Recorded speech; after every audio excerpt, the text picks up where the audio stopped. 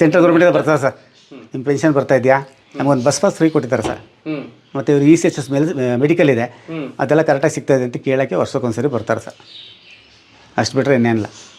ಜನ ತಿಳ್ಕೊಂಡಷ್ಟು ಈಗ ನೋಡಿ ಸರ್, ಒಂದು 20 ವರ್ಷದ ಹಿಂದೆ ಒಂದು 50% ಕೊಡಗಿನಲ್ಲಿಂದ ಹೋಗ್ತಾಯಿದ್ರು. ಈಗ ಕೊಡಗಿನವರು ಇಲ್ಲವೇ ಇಲ್ಲ, ನೋಡಿದ್ದೀರಾ? ಕೊಡಗು ಇಲ್ಲ, ತಮಿಳು ಮತ್ತು ಈ ಉತ್ತರ ಭಾರತ ಆ ಕಡೆ ಹೋಗ್ತಾರೆ. ಕೊಡಗಿನವರು ಇಲ್ಲವೇ ಇಲ್ಲ ಸರ್. ಈಗ ಒಂದು 10% ಕೂಡ ಇಲ್ಲ. ಯಾಕೆಂದರೆ ನೋಡ್ತಾ ಇದ್ರಲ್ಲ ಈಗ ಪ್ರತಿಯೊಬ್ಬರು ಮನೆಯಲ್ಲಿ. ಹೌದು ಸರ್, ಏನೋ ಹೋಗ್ತಾರೆ, ಸರ್ವಿಸ್ ಮಾಡ್ಕೊಂಡು ಬಂದ್ಬಿಡ್ತಾರೆ. ಈಗಂತೂ ಯಾರೂ ಕಳಿಸಲ್ಲ ಸರ್. ಹೌದಾ? ಈಗಂತೂ ಯಾರೂ ಕಳಿಸಲ್ಲ.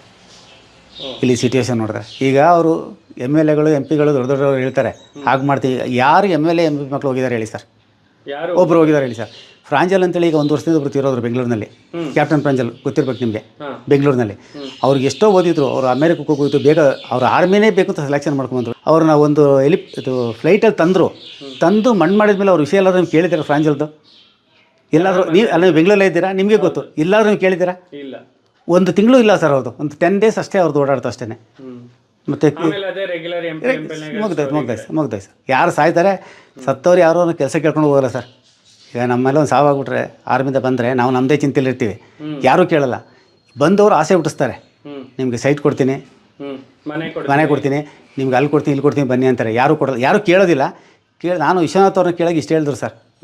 ವಿಶ್ವನಾಥ್ ಅಷ್ಟೇ ಮಗನ ಕಳ್ಕೊಂಡ್ರು ಅಷ್ಟೇ, ಗಂಡನ ಕಳ್ಕೊಂಡ್ರು ಅಷ್ಟೇ ಸರ್.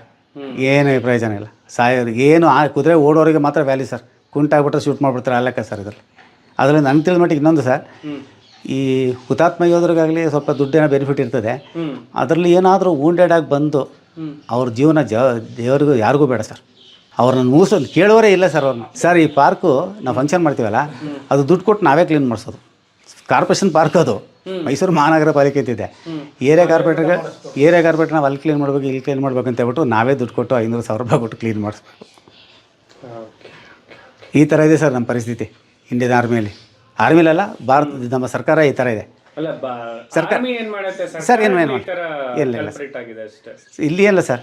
ಇಲ್ಲಿ ಕೆಲವು ಸಣ್ಣ ಸಂಸ್ಥೆಗಳು ಏನು ಮಾಡ್ತಾರೆ ಅಂದರೆ ಎಲ್ಲರೂ ಮೋಸ ಮಾಡಿದ್ರು. ಈ ಕುಮಾರಸ್ವಾಮಿ ಎಲ್ಲೆಲ್ಲಿ ಹೋಗ್ತಾನೆ ಅಲ್ಲೆಲ್ಲ ಹೋಗಿದ್ದೆ ನಾನು, ಇವನೇ ಕರ್ಕೊಂಡು ಮಾಡ್ತೇವೆ ಹಂಗೆ ಹಿಂಗೆ ಅಂತ ಹೇಳಿದ್ರು. ಪ್ರತಾಪ್ ಸಿಂಹನು ಮೋಸ ಮಾಡ್ದ. ಅವನೊಬ್ಬ ಕೊಡಗಿನ MP ಆಗಿ ಮಾಡಬೇಕಾಗಿತ್ತು, ಅವರು ಹಿಂಗೆ ಮಾಡಿದ್ರು. ಏನು ಮಾಡ್ತೀರಾ?